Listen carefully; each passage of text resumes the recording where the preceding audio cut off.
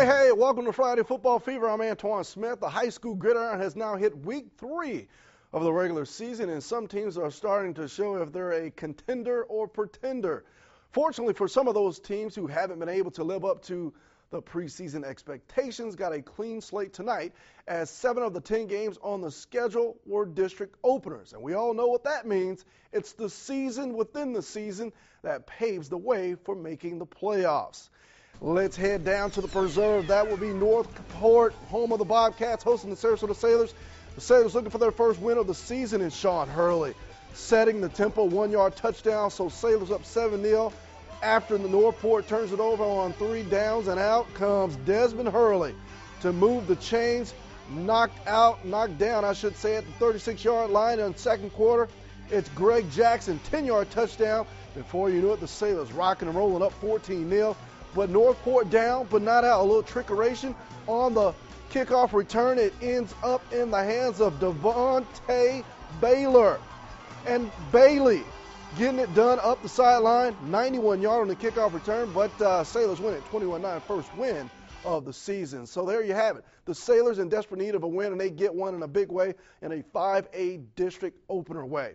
Now let's dibble and dabble into Class 3A District 10. After winning their season opener, the Booker Tornadoes have come up short on the scoreboard in their last 2 games.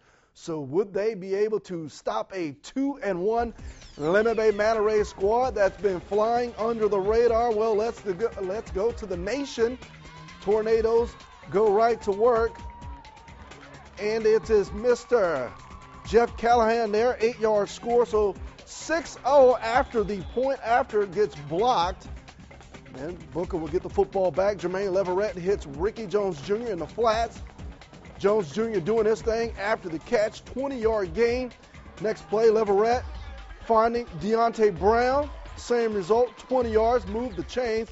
Lemon Bay would stop him and get the football back. Andrew Schulte being a man-child there. 15 yards, first down, move the chains. We change quarter, second quarter, it's Zachary Lanuski, 5-yard score. Lemon Bay takes the lead 7-6, but back came the Tornadoes. Maurice Brooks from the 5-yard line, and Maurice Brooks doing the rest. Deuce got loose. 95-yard touchdown. Booker snaps a 2-game losing streak and wins it 27-7. Said before the game, it was sort of like with the Dolphins and the Colts. Right, yeah. Where the Dolphins had all that time of possession and the Colts were making plays. We know we have to make plays. We know we can make plays offensively. We got to be a little bit more crisper. I thought we made maybe a little step back offensively. What do you need to clean up? Still had close to 100 yards in penalties, 2 touchdowns called back on penalties. Is that what you're going to clean up, maybe work on? We're going to clean it up from the rooter to the tutor, and we're going to get better. All right. Thanks, Jeff. All righty then. Let's head over to Braden River, home of the Pirates. They took on Bayshore, the Bruins. Both teams 2-1 and opening the 3A District 10, so something's got to give. And here's another deuce getting loose. Tevin Bryant for the Braden River Pirates. First down, and Bryant would definitely set the tone in this game.